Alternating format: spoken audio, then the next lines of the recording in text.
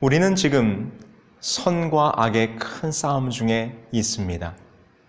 이제 오늘부터 앞으로 몇 시간 동안 여러분들과 함께 살펴보게 될 요한계시록 12장과 13장과 14장까지는 이 마지막 시대에 펼쳐질 사단과 하나님 사이의 큰 싸움의 장면을 우리들에게 보여주고 있는데, 이제 먼저 그 마지막 시대에 벌어질 싸움의 장면에 들어가기에 앞서서 오늘 우리가 함께 살펴보게 될 요한계시록 12장에서는 하나님과 사단 사이에 벌어진 이 큰 싸움의 역사가 어떠한 모습으로 어떻게 지금까지 이어져 왔으며 이제 곧 마지막 시대에 펼쳐질 큰 싸움으로 어떻게 연결되어지는지를 우리들에게 설명해 주는 매우 중요하고 의미 있는 장인 것을 우리가 유념해야 할 것입니다.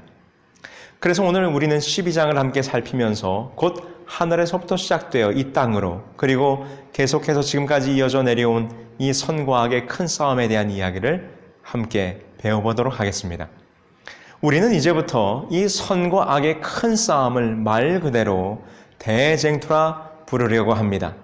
그래서 우리가 이 시간에 우리가 함께 공부할 때에 대쟁투라고 이렇게 이야기하는 이 용어의 의미는 바로 하나님과 사단 사이에서 벌어졌던 큰 영적인 싸움, 다시 말해서 큰 대쟁투라, 이렇게 우리가 명명하여 이 공부를 진행해 보도록 하겠습니다. 그렇다면 요한계시록 12장에서는 과연 예수님과 하나님, 곧 사단 사이의 전쟁의 역사가 어떻게 시작되었으며 어떻게 이어져 왔는지 우리 함께 말씀을 통해서 생각해 보도록 하겠습니다.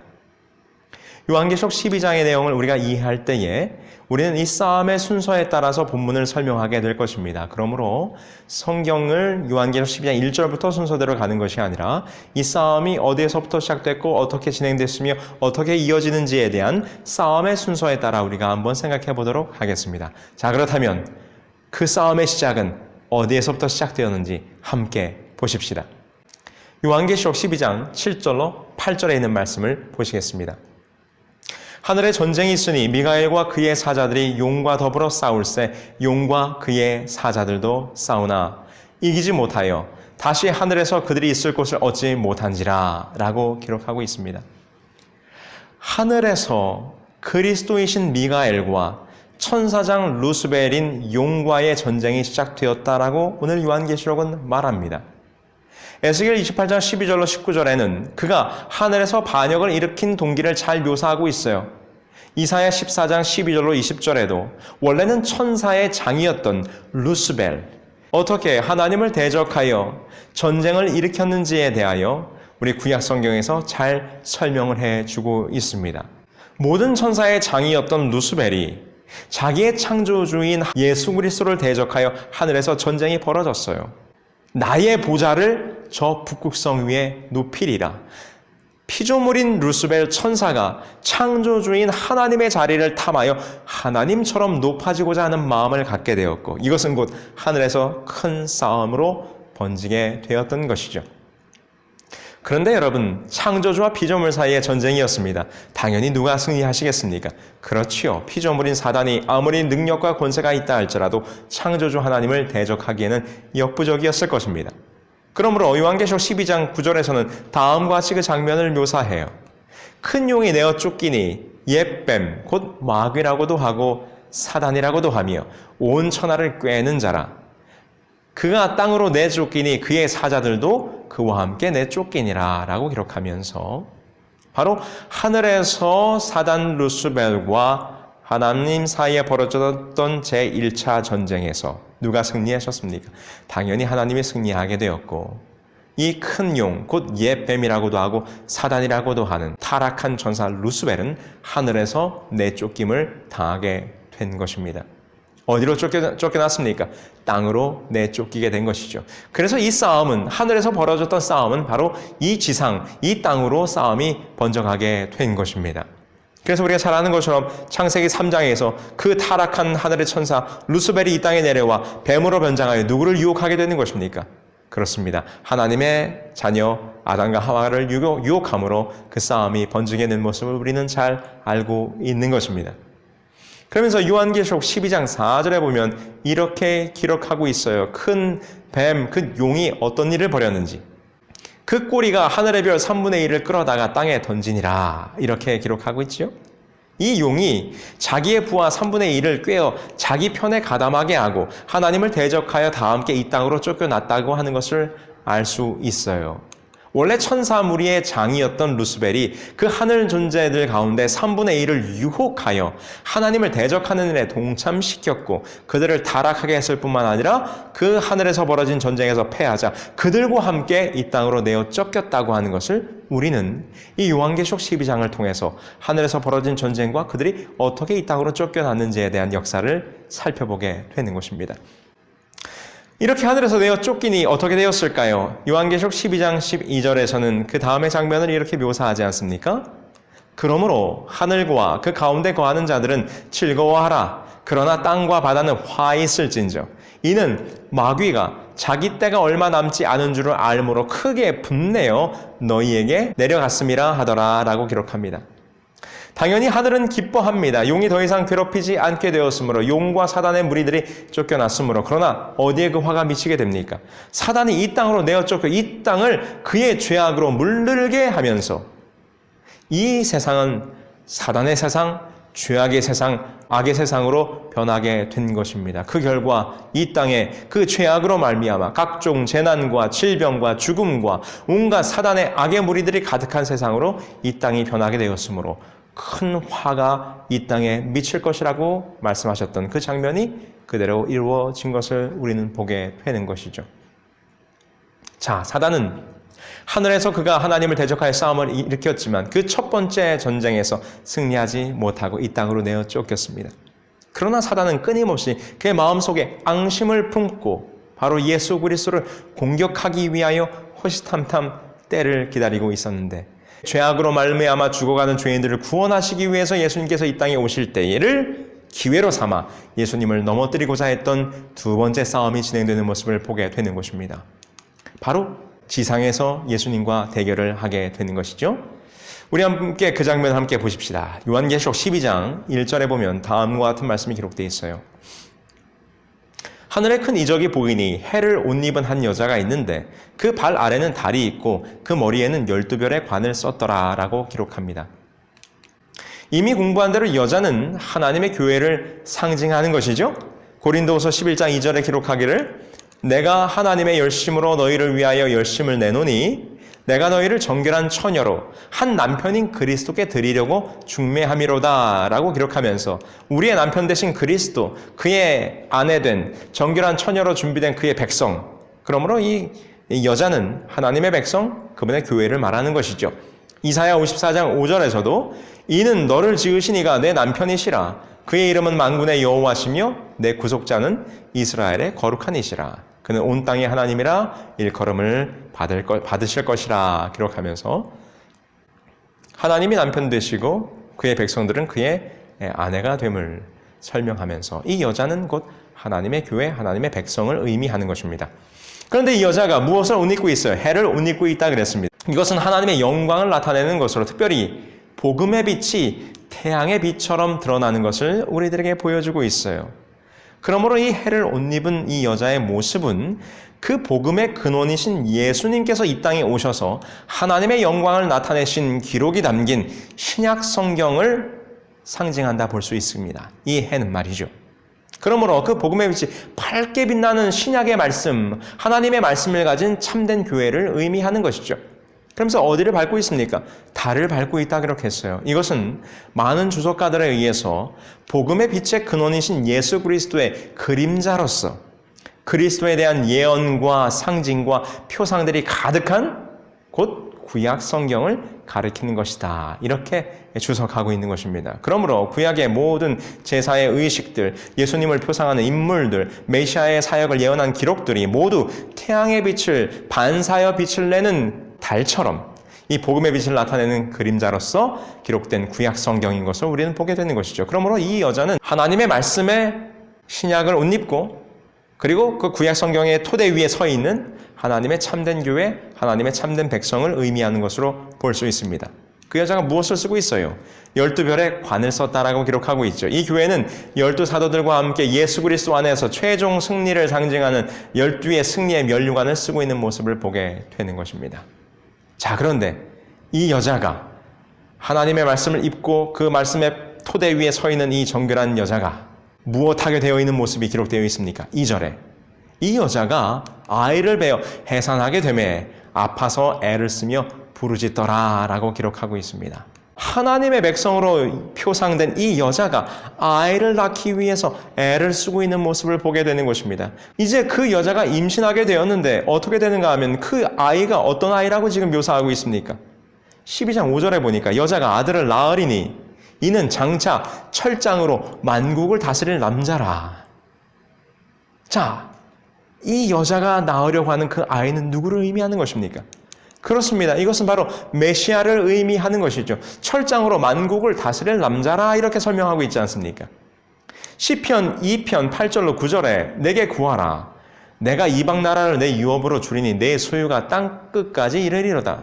내가 철장으로 그들을 깨뜨리며 질그릇같이 부수리라 하시도다 라고 하면서 이 땅에 철장으로 만국을 다스릴 메시아의 탄생에 대한 예언을 하고 있는데 이제 이 여자가 메시아를 탄생하기 위해서 애를 쓰고 있는 모습을 보게 되는 것입니다. 이것은 이 여자 곧 하나님의 백성의 후손으로 이스라엘 민족의 유다 자손으로 예수님께서 이 땅에 오실 것을 우리들에게 보여주고 있는 것이죠.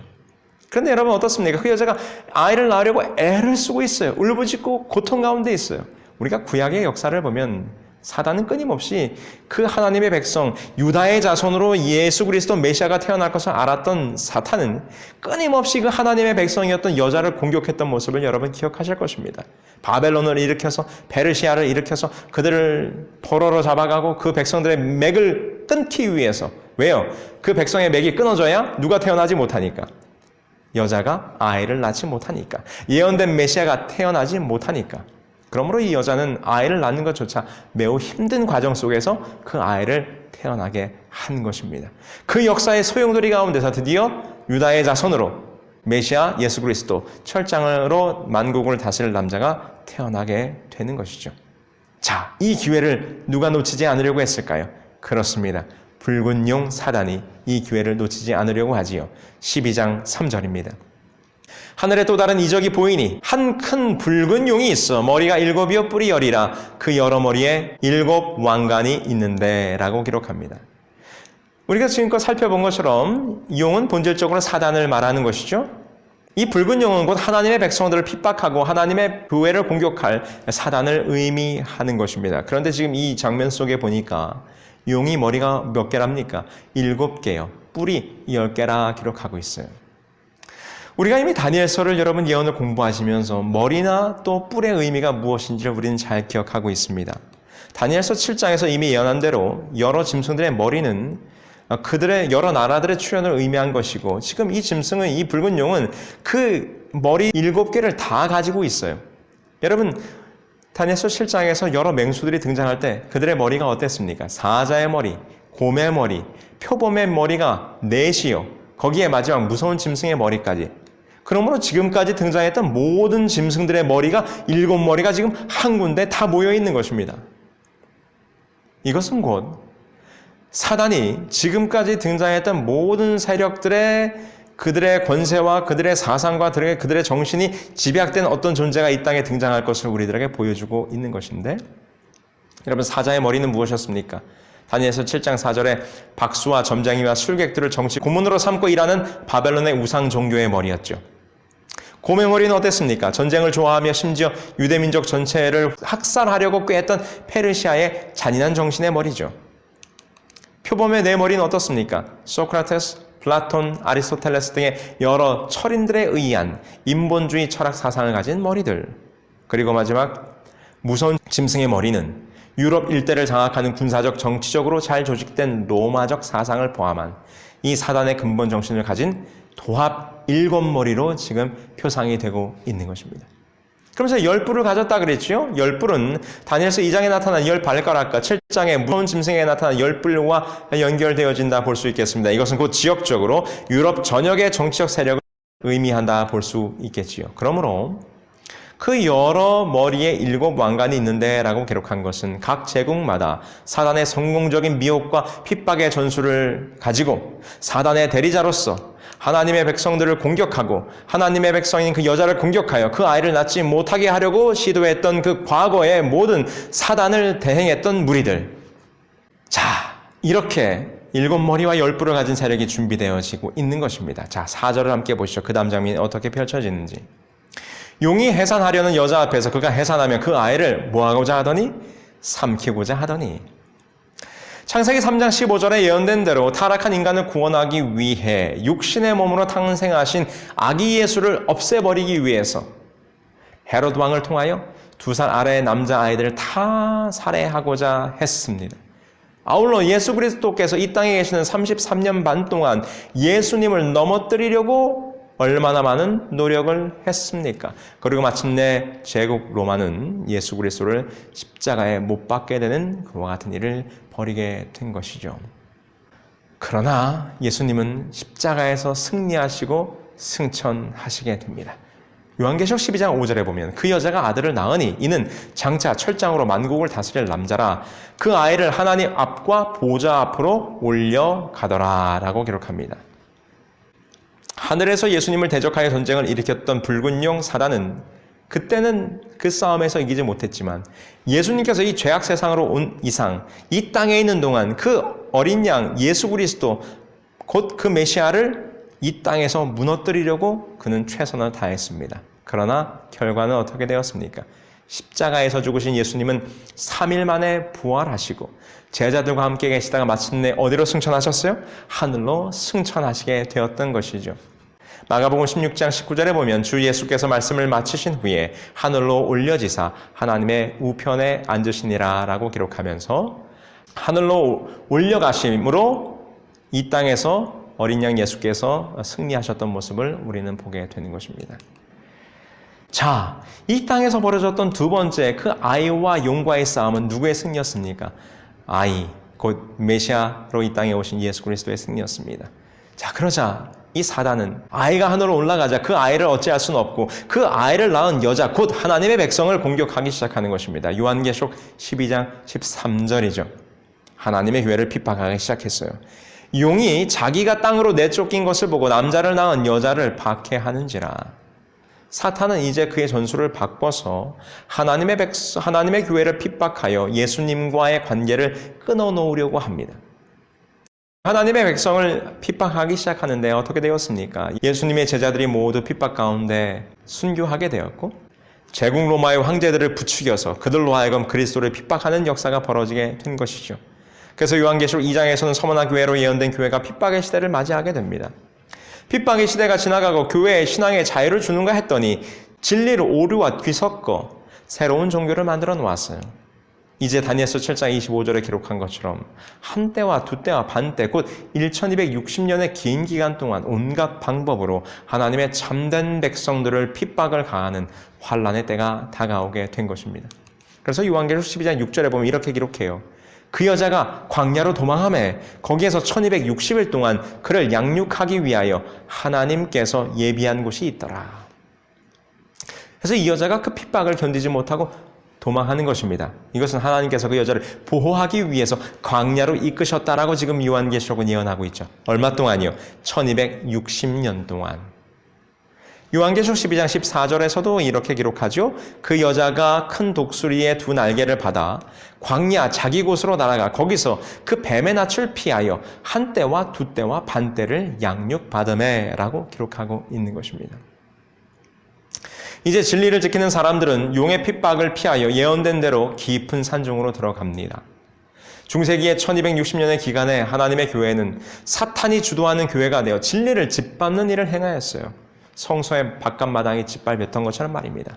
그동안 진리를 수호하는 하나님의 백성은 어디로 도망하여? 광야로 도망하여 그곳에서 믿음을 지키게 되는 것이죠. 다니엘서 7장 25절에서 예언된 한때와 두때와 반때 같은 기간에 교황권의 가르침을 거부하고 말씀에 따라 살고자 하는 양심적인 그리스도인들은 알프스의 깊은 산중에 피신하여 그들의 신앙의 순결을 지키게 되는 것입니다. 이들 가운데 가장 두드러진 무리는 우리가 잘 아는 것처럼 walden스 무리나 알비젠스와 같은 그런 무리들이 있었다고 하는 것이죠. 자, 이렇게 광야로 피신시켜서 하나님께서 그들을 보호하자 사단은 그 다음으로 이 여자를 쓸어버리기 위해서 더 무서운 공격을 펼치게 되는 것입니다. 바로 사단의 네 번째 공격인데요.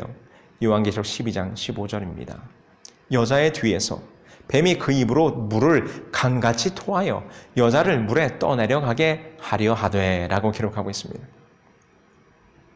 우리가 지난 시간에 공부한 것처럼 이 한때와 두때와 반때의 기간이 거의 끝나가는 무렵 프랑스 혁명이 일어나서 이 유럽 일대는 중세 암흑의 긴 잠에서 깨어나게 됩니다. 그러나 프랑스 혁명과 동시에 영국에서 일어난 산업혁명과 함께 암흑의 잠에서 깨어난 민심은 종교를 싫어하고 왕정이나 교황제도를 모두 거부하는 동시에 어떤 사상으로요?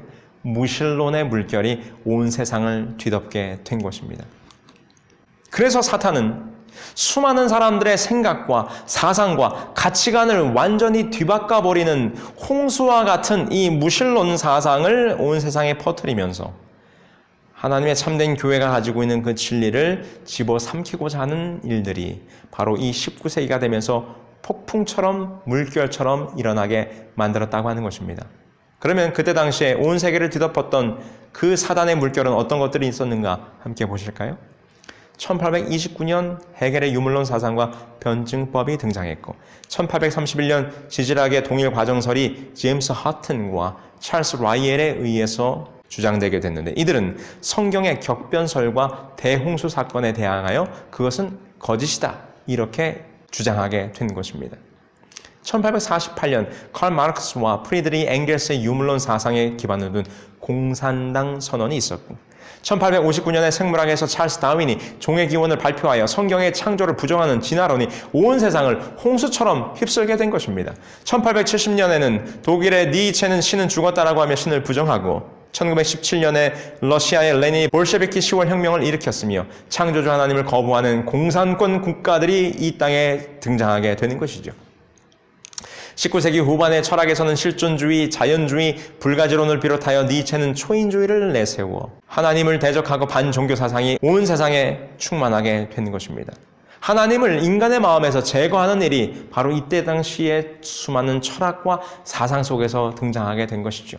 이것은 종교계 내에서도 있었어요. 19세기 후반에 신학에서는 성서의 영감서를 부정하는 고등비평이 일어나게 됩니다. 성경의 권위를 무시함으로 성경을 하나의 캐캐묵은 옛 이야기로 돌려 소위 지성인들에게는 믿을 수 없는 하나의 미신적인 책으로서 성경을 전락시켜버리려고 하는 사단의 술수들이 이 땅에 드러나게 된 것이죠. 서양사 총론 469페이지에 보면 19세기 과학 가운데서 특히 생물과학과 의학이 특기할 만한 발전을 하였다. 생물계에 있어서 놀라운 발전은 진화론이었으며 이 이론은 화학, 철학, 종교에 걸쳐 심각한 영향을 끼쳤다라고 이렇게 기록하고 있어요. 이제 사단이 철학과 사상과 과학의 물결을 일으켜서 하나님의 진리의 교회를 집어삼키고 떠내려 보내려고 하는 그와 같은 일들이 일어나게 됐다는 것입니다. 자, 그렇다면 하나님께서는 이 여자가 당한 이 절체절명의 위기를 가만 보고 계시진 않으셨겠지요. 요한계시록 12장 16절에 보면 다음과 같이 하나님께서 그 여자를 돕게 됩니다. 땅이 여자를 도와 그 입을 벌려 용의 입에서 토한 강물을 삼키니 라고 기록합니다. 하나님은 때를 같이하여 이 사탄의 전술에 대응하시게 됩니다. 19세기에 사상과 철학과 과학과 모든 분야 가운데서 하나님을 대적하는 것들이 일어나게 되었을 때 하나님은 반대로 그와 같은 세력을 저지하고자 하나님께서 놀라운 보호하심의 손길을 펼치시게 되는 것이죠. 진리를 고소하는 청교도들이 1620년에 미 대륙으로 이주하고 종교 자유와 민주공화국의 헌장 위에 1776년에 독립국가를 세우게 됩니다. 이로써 신앙의 자유가 보장되게 되었죠. 1804년과 1816년에 영국과 미국에서 성서 공회가 조직되고 다량의 성경이 보급되고 각국 방언으로 번역 출판되어서 누구나 성경을 소유할 수 있도록 그리고 연구할 수 있도록 하는 분위기가 되었습니다. 20세기에 들어서서 성서 고고학의 발달로 성경의 역사성이 입증됨으로 말미암아 고등비평이 무색하게 되었으며 성경의 권위가 회복되게 되었습니다. 아울러 미국 동북부에서 있었던 천체의 징조들이 성경에 예언된 대로 이루어지게 됩니다. 해가 어두워지고 달이 빛을 내지 아니하고 유성들이 소낙비처럼 쏟아지게 되는 모습을 보면서 야, 성경의 기별이 결코 허황된 이야기가 아님을 하나님께서 만백성 앞에 보여주게 되었던 것이죠. 성경이 원활하게 보급되면서 성경 연구가 고조되었고 예언의 약속대로 다니엘서와 요한계시록이 개봉되어 재림운동, 곧 계시록 10장에서 우리가 공부했던 영적 대각성 운동이 일어나게 된 것입니다. 아울러 멘델의 유전법칙이 1865년에 발표되므로 다윗의 종의 변이의 이론을 꺾어버리게 되었습니다. 물리학을 비롯한 증명된 과학의 발달은 오히려 창조의 신비를 열어보이므로 창세기의 기록을 믿을 수 있을 만한 과학적 기록으로 우리들에게 감동을 주고 있는 것이죠. 분자생물학의 발달로 세포 염색체 안에 배열된 염기수혈은 하나님의 설계대로 이루어진 하나님의 놀라운 생명의 설계도임을 우리가 알게 하면서 하나님의 말씀으로 이 세상이 그리고 모든 생명이 창조되었음을 우리는 깨닫게 되고 있는 것입니다. 이와 같이 사단이 큰 물결을 일으켜서 하나님의 백성들을 떠내려가게 하려고 했지만 하나님은 오히려 또 하나님의 말씀의 증거들을 드러내시고 또 과학을 통하여 여러 가지 방법으로 그 사단의 세력에 맞서며 하나님의 교회를 보호해 주셨음을 우리는 보게 되는 것입니다. 그러면서 이제 요한계시록 12장은 이제 이 사단이 마지막으로 하나님의 백성을 공격하기 위해서 준비하는 모습을 우리들에게 보여주고 있어요. 요한계시록 12장 7절입니다. 용이 여자에게 분노하여 돌아가서 그 여자의 남은 자손 곧 하나님의 계명을 지키며 예수의 증거를 가진 자들로 더불어 싸우려고 바다 모래 위에 서 있더라. 여기 보니까 용이 다시 한번 그 여자를 공격하려고 이제 준비해요. 그가 그동안 온갖 방법을 통해서 핍박하기도 하고 교회를 타락시키기도 하고 온갖 사상과 철학과 과학을 일으켜 여자를 공격해 보았지만 다 성공하지 못했어요. 그런데 마지막으로 이 용이 다시 한번 그 여자를 공격하기 위해서 준비하는데 좀 특이한 것은 여기 보니까 이전까지는 여자를 공격했는데 여기 보니까 여자의 무엇을 공격하기 위해서? 남은 자손을 공격하기 위해서 지금 준비하고 있다는 것입니다. 이게 무슨 말일까요? 이것은 사단은 언제나 참된 진리를 가진 백성을 공격합니다. 거짓되고 타락한 교회를 사단이 공격할 이유가 없는 것이죠. 그러므로 여기서 기록된 그 여자의 남은 자손이라는 이 말은 그 여자는 하나님의 교회인데 그 가운데서도 남은 자손, 곧 다시 말해서 이 세상에는 모든 교회가 다 하나님의 남은 자손은 아니라는 것입니다. 그 가운데서 특별히 구별된 정말 하나님의 진리의 순수함을 가지고 있는 마지막 남은 무리가 있을 것을 지금 요한계시록은 우리들에게 보여주고 있어요. 사단은 지금 그 여자의 남은 자손을 공격하기 위해서 최후의 준비를 하고 있다는 것입니다. 자, 어떻게 된 것입니까? 우리가 함께 살펴본 것처럼 드디어 이렇게 19세기의 역사가 지나가면서 우리가 잘 알고 있는 것처럼 요한계시록 10장에 예언된 대로 재림운동으로 말미암아 초교파적인 큰 기독교 운동이 있었지요. 영적 대각성 운동. 그런데 그것이 비록 어떻게 되었습니까? 쓴 경험으로 끝나게 되었어요. 그러자 말씀에 깊은 뿌리를 내리지 못한 대부분의 사람들은 그 재림운동에서 떠나가게 돼요. 그러나 성경의 예언들의 그 시간성이 정확한 것을 확인하고 이 성경의 진리가 무엇인가를 더 심각하게 공부하고 탐구하고자 하는 소수의 무리들이 남아있었음을 우리는 보았습니다. 이들은 다시 모여 피차에 격려하면서 진지하게 기도하며 성경을 연구했어요. 저들은 그리고 마침내 깨닫게 되었습니다. 성소가 정결하게 된다는 말씀의 의미가 예수님의 재림이 아니고 하늘 성소에서 봉사하시던 예수님이 하나님이 계신 지성소의 심판정으로 들어가시는 장면인데 자신들의 성소 봉사에 대한 이해 부족에서 실망하게 된 것을 그들이 발견하면서 그들은 성경을 전반적으로 재검토하고 그리고 각 교파에서 주장하는 성경의 각 교리들을 점검하여 성경적인 것들은 받아들이고 성경에 맞지 않는 교리들은 버림으로 교파를 초월한 초교파적인 말씀 중심, 진리 중심의 무리가 생겨나게 된 것입니다. 그들이 바로 요한계시록 10장 11절에 각 나라와 백성과 방언에게 다시 예언하여야 될 사명을 가진 무리로서 마지막 남은 자손으로 남게 된 것이죠. 이제 사단은 말씀의 진리 위에 새롭게 등장한 이 남은 무리, 그 여자들 가운데서도 남은 무리를 공격하기 위해서 지금 준비하고 있더라는 것입니다. 그러면서 이 요한계시록 12장 17절은 그 여자의 남은 자손의 특징을 다음과 같이 설명해요. 하나님의 계명을 지키는 자들이라고 말합니다. 하나님의 계명은 하나님의 백성이 된 사람들만 지키는 헌법입니다. 우리는 하나님의 계명을 구원받을 수단으로 지키는 것이 아니죠. 이미 십자가의 사랑을 믿음으로 받아들인 자들은 하나님의 구원받은 백성이 되었기 때문에 이제는 하나님의 백성답게 하나님의 빛 가운데서 하나님의 율법을 순종하며 살게 된 것입니다.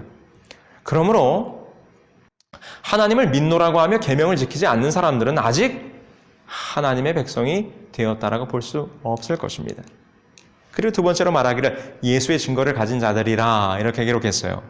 마지막 시대에 거짓 선지자들이 많이 일어나 많은 사람들을 미혹할 것이라고 예수님께서 마태복음 24장에 3번에 걸쳐서 주의를 주셨어요. 또 이 말씀과 같이 오늘날 우리가 보는 대로 누가 참 그리스도며 누가 참 선지자인지 참으로 많은 수많은 종교와 수많은 교파 가운데서 우리는 어떻게 무엇을 믿어야 할지 무엇이 참인지 거짓인지를 참으로 구별하기 어려운 세상에 우리는 살게 되었습니다. 이에 대비하여 미래를 아시는 하나님께서는 말세에 사는 우리들에게 확실한 증거를 주셨는데 그 증거란 무엇인가? 곧 예수의 증거. 하나님의 계명을 지키며 예수의 증거를 가진 자들만이 마지막 남은 자손이 될 것이다 라고 이렇게 우리들에게 말씀하셨다는 것입니다. 요한계시록 19장에서는 나는 너와 및 예수의 증거를 받은 내 형제들과 같이 된 종이니 라고 말하면서 예수의 증거는 곧 대언의 영이라 이렇게 말씀하셨어요. 이 부분에 대해서는 이 예수의 증거가 곧 대언의 영인 것에 대해서는 우리가 나중에 사랑반에서 여러분께서 아마 자세하게 공부하게 될 것입니다. 자, 오늘의 포커스는 이것입니다. 이제 사단은 마지막 싸움을 준비하고 있어요. 남은 자손을 향한 사탄의 최후의 공격 준비 태세가 지금 벌어지고 있는 시대에 우리는 살고 있는 것입니다. 용이 여자에게 분노하여 돌아가서 그 여자의 남은 자손 곧 하나님의 계명을 지키며 예수의 증거를 가진 자들로 더불어 싸우려고 바다 모래 위에 서 있더라. 이 말씀대로라면 하나님을 사랑함으로 계명을 지키며 예수의 증거를 가진 자들은 하나님의 백성임에 틀림없습니다. 그러니 사단이 그들을 공격하겠지요. 동시에 이 두 가지의 특징이 없으면 아무리 신실한 교인이라도 아무리 유능한 일꾼이라도 남은 자손이 될 수 없음을 우리는 알아야 하는 것입니다. 사탄은 필연적으로 하나님의 이 충성된 백성에 대하여 적의를 품고 공격의 대상으로 삼을 것이며 바다의 모래로 상징되는 세계 거민을 그의 발판으로 하여 중세기의 역사에서 있었던 것 같이 마지막 끝날에도 하나님의 계명을 지키는 자들과 예수의 증거를 가진 자들로 더불어 싸우려고 그들을 핍박하려고 큰 싸움을 준비하고 있는 모습을 우리들에게 보여주고 있는 것입니다. 자, 이것이 지금까지 요한계시록 12장을 통해서 우리가 살펴본 선과 악의 대쟁투의 싸움. 그 싸움이 하늘에서부터 시작되어 이 땅으로 옮겨져 왔으며 그 땅에서 시작된 싸움이 어떻게 지금껏 이어져 왔는지를 우리는 요한계시록 12장의 예언의 말씀을 통해 살펴보았습니다. 이제 이 예언대로라면 우리는 그 싸움의 정말 마지막 싸움에 우리가 위치해 있음을 보게 돼요. 사탄이 지금 그 마지막 싸움을 싸우려고 큰 준비를 지금 하고 있는 모습을 보게 된 것입니다. 이제 우리가 다음 시간부터 살펴보게 될 요한계시록 13장과 14장은 바로 이 하나님의 남은 자손을 향하여 벌이는 사탄의 구체적인 전술과 이에 대응하는 하나님의 복음의 힘은 무엇인가를 우리가 함께 생각해 볼 것입니다. 자, 이제 우리는 이 요한계시록의 매우 중요하고도 아주 흥미로운 예언 앞에 서 있습니다. 아주 흥미로운 예언 앞에 우리가 지금 와 있어요. 우리가 이 모습을 잘 봐야 해요. 왜냐하면 이제 사단과 그 여자의 남은 자손의 마지막 싸움의 시대가 우리 앞에 펼쳐지게 될 것이기 때문입니다. 그것은 바로 곧 우리가 지금 살아가고 있는 이 시대를 향한 마지막 장면인 것이기 때문이죠. 그러므로 오늘 우리는 이 새벽 성서학교를 통해서 이 예언의 말씀을 정말 깊이 있게 그리고 심각하게 그리고 신실하게 연구해야 할 것입니다. 우리 사랑하는 새벽 성서학교 형제 자매 여러분, 그 수많은 선과 악의 대쟁투의 싸움 가운데서 하나님께서는 늘 하나님의 백성들을 지키시고 보호하셨습니다. 이제 그 용이 마지막 그 여자의 남은 자손을 집어삼키기 위해서 준비하고 있는 마지막 시대의 싸움 또한 무엇으로 끝나게 될까요? 그렇습니다. 분명히 예수 그리스도 그분께서 이 싸움을 승리로 이끄시고 승리의 면류관을 가지고 하나님의 백성들이 승리하게 될 것을 요한은 우리들에게 미리 알려주었던 것입니다. 그러므로 오늘 우리는 이 마지막 싸움을 준비하는 이 시대에 살고 있는 우리는 어떻게 해야 하겠습니까? 지피지기면 백전백승이라. 적을 알고 나를 알면 100번 싸워 100번 이긴다고 말씀하지 않았습니까? 그래서 오늘 우리는 이 말씀을 연구해야 하는 것입니다. 예언의 말씀을 깊이 연구함으로 사단의 전술이 무엇인가, 그러므로 나는 무엇을 준비해야 되는가를 우리가 철저히 말씀을 통하여 내 자신을 조명하고 내 자신이 준비될 때 우리는 이 싸움을 분명히 승리의 백성으로 서게 될 수 있음을 여러분 기억하시고 더욱더 하나님의 말씀과 예언의 반석 위에 굳건히 서시는 저와 여러분들이 되길 바라면서 오늘 강의를 마치겠습니다.